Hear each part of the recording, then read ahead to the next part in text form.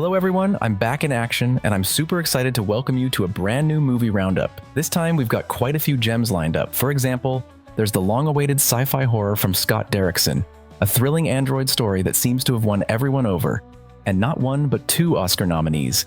Honestly, there's a lot to dive into today, so I won't keep you waiting any longer. Grab a comfy seat and enjoy the ride.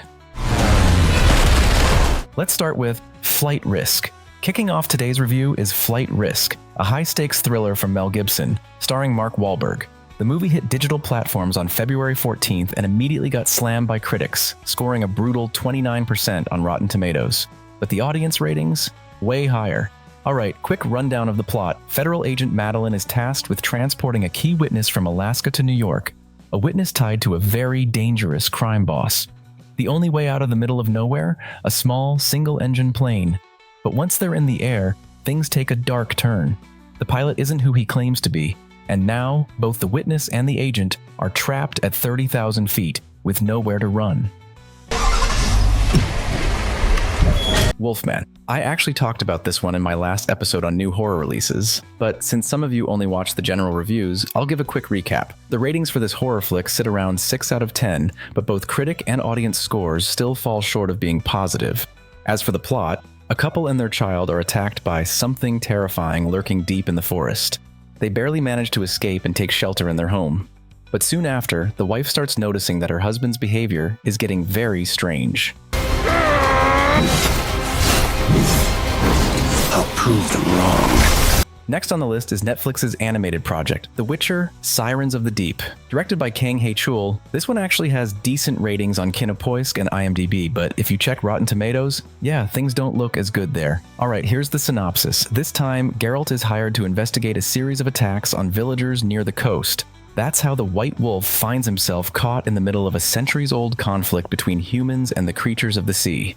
A conflict that's on the verge of turning into an all-out war.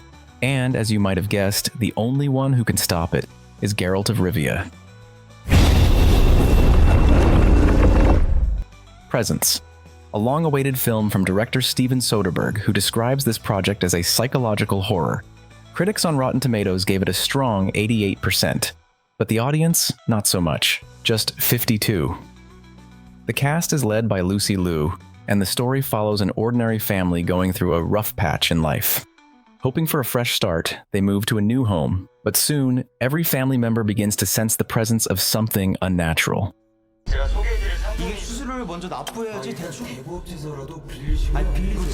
Next up, we've got The Scammer. This one's a crime detective comedy straight from South Korea, directed by Park Yong-ju. The story? It's about a single mom who suddenly falls prey to phone scammers. The police? They don't have enough evidence to catch the crooks, so her case gets shut down fast. Left desperate and broke, she's stuck in a financial pit, until, out of the blue, her phone rings. It's the very scammer who ruined her life.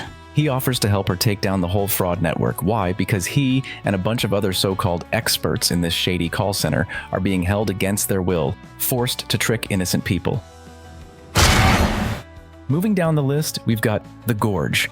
This is a fresh project from the brilliant director Scott Derrickson, starring Miles Teller and Anya Taylor-Joy. It premiered on February 14th on Apple TV+, and it's safe to say it's earned some pretty solid ratings from movie platforms. The Rotten Tomatoes crowd seems to agree. Now, full disclosure, I've already watched this one. And about that horror label, I'd argue it's more of a sci-fi action flick with a huge dose of melodrama. The story follows two elite snipers, Levi and Drassi, who sign up for a top-secret mission. These cool-headed pros end up posted in watchtowers on opposite sides of a massive gorge. They're strictly forbidden from contacting each other. Their job? Make sure no deadly monster escapes from that giant abyss.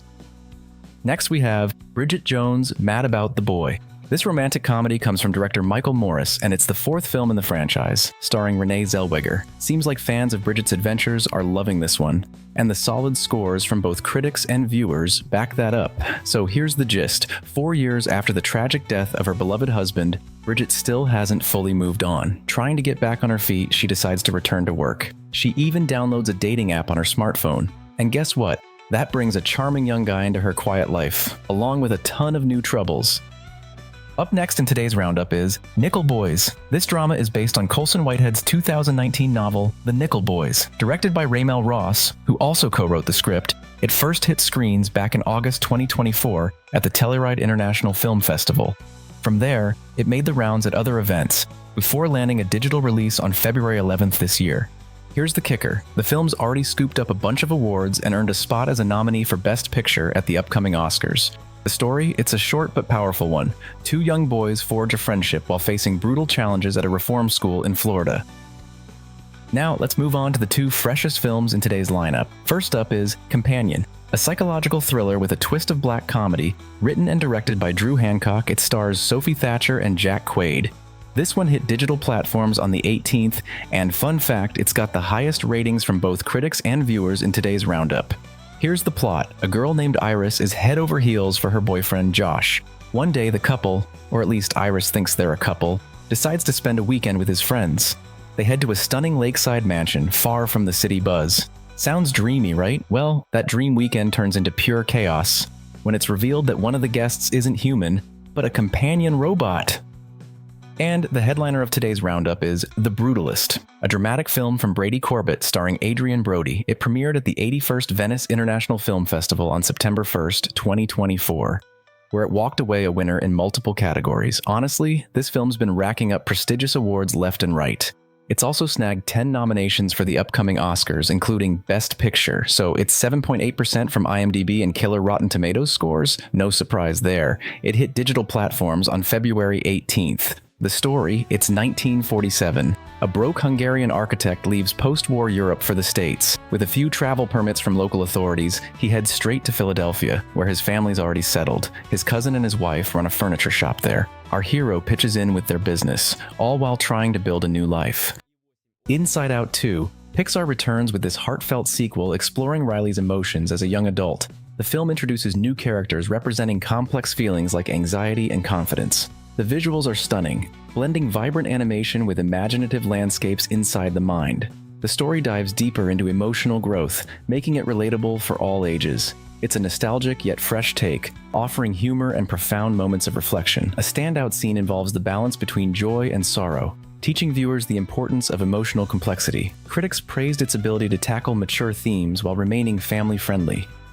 Bad Boys Ride or Die, the latest installment of the Bad Boys franchise, reunites Will Smith and Martin Lawrence for another adrenaline-packed adventure. This time, the duo faces a new villain while navigating their evolving friendship. The film balances high-octane action with comedic banter, a signature of the series. Explosive car chases and slick shootouts keep the pace energetic. The storyline touches on legacy and loyalty, adding depth to the action. Nostalgic callbacks to the earlier films delight longtime fans. It's a thrilling ride that solidifies the franchise's legacy in buddy cop cinema.